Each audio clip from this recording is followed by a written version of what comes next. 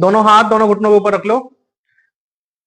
अंगूठे को पहली उंगली से मिला लो, ज्ञान मुद्रा। पीठ गर्दन सीधी रखो, आंखें बंद कर लो, माथे की मांसपेशियों को बिल्कुल ढीला छोड़ दो और अभ्यांतर प्राणायाम करेंगे कम से कम 3 बार और ज्यादा से ज्यादा 5 बार करेंगे। इस प्राणायाम को बहुत ही अच्छी तरीके से करें, बहुत ही सावधानी से करें। बहुत ही लाभकारी आसन है अगर इसे सही से किया जाए तो। माफी चाहूंगा, बहुत लाभकारी प्राणायाम है अगर इसको सही से किया जाए तो। सांस भरने के बाद सांस को भीतर रोक देंगे। सबसे पहले सांस भरने के बाद सांस को भीतर रोक देंगे और अपने ध्यान को, चेतना शक्ति को अपने चेस्ट पर लगा देंगे। हृदय की गति को अनुभव करने की कोशिश करो। सांस भरने के बाद मूल बंद को भी लगा लें। मूल बंद के आपको विशेष लाभ मिलेंगे और अभ्यांतर प्राणायाम के आपको अलग लाभ मिलेंगे। लाभ भी सुनते रहेंगे और आप करते रहेंगे। और रुकना कब तक है आपको? जब तक आपको घबराहट का अनुभव हो जाए। जैसे आपको लगे घबराहट हो रही है, वैसे सांस को खाली कर देना है और फिर सांस को भर लेना है और फिर रोक के रखना है। ये शरीर के अंदर क्या करेगा, जितने अंदर शरीर के अंदर सबके गांठें पड़ जाती है ना, जैसे विजातीय द्रव्य होता है, वो अगर ज्यादा देर पड़ा रहे तो वो एक गांठ का रूप ले लेता है और फिर वहां पर दर्द उत्पन्न होने लग जाता है। तो वो गांठें आपकी खत्म करेगा। आपको किडनी स्टोन की समस्या है तो वो खत्म होती है। हमारे दिमाग के लिए ऊर्जा पहुंचाने का काम करता है ये। और जितनी भी गंदगी है तीनों मलों द्वारा बाहर निकल जाती है। मल, मूत्र और पसीने द्वारा गंदगी को बाहर निकालने का जो काम करता है वो ये प्राणायाम करता है। और इसकी सबसे एक जो आप देखेंगे आश्चर्य वाली बात है कि ये जो प्राणायाम है ना, असल में यही एक प्राणायाम है जो मतलब लाखों करोड़ों साल पुराना जो प्राणायाम है। पतंजलि योग दर्शन में इसका आपको वर्णन मिल जाएगा और सबसे पुराना जो योग का शास्त्र है वो पतंजलि योग दर्शन है। उसमें 4 प्राणायाम में से एक प्राणायाम सबसे पहला यही है। करते रहें, सांस भरने के बाद रोकें, मूल बंद लगाएं। और जब हम इसे मूल बंद लगाते हैं तो आप देखेंगे हमारी मूल की इंद्रियां एक्टिव हो जाती हैं। किसी को कब्ज की समस्या है, गर्भ की समस्या है, गर्भ कमजोर हो रखा है, या और अन्य समस्याएं हैं जो आपके लोअर मांसपेशियों को लेकर है, वो सारी समस्याएं इससे ठीक होने लग जाती हैं। अधिक पानी पिएंगे और इसका अभ्यास करेंगे तो जो मूत्र आदि में जलन होती है उसकी समस्या भी ठीक होने लग जाती है।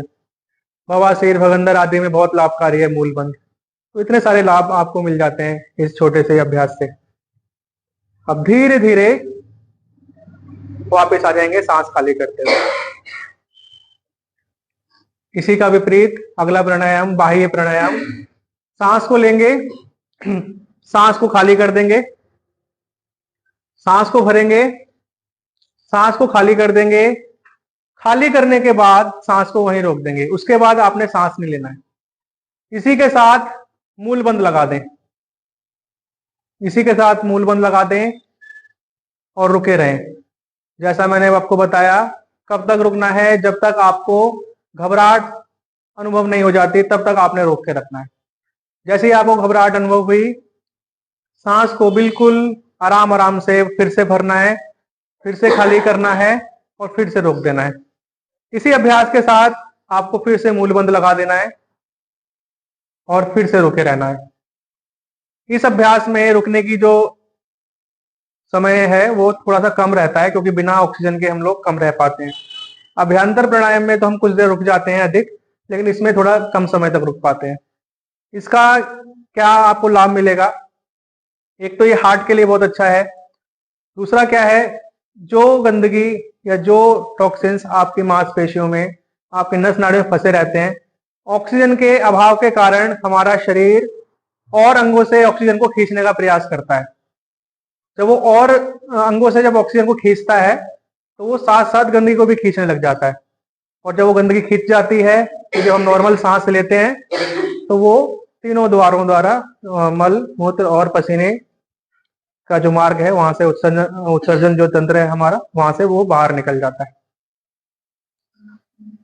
धीरे धीरे फिर से वापस आ जाएंगे।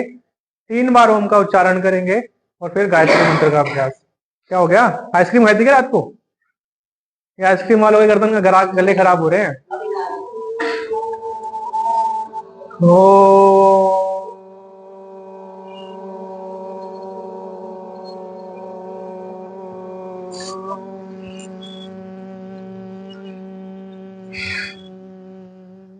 फिर से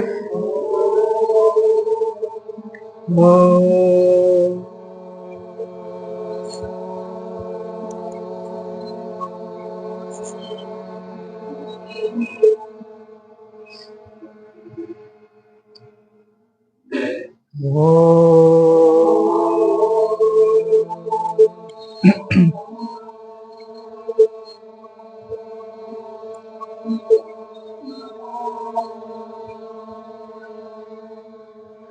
गायत्री मंत्र।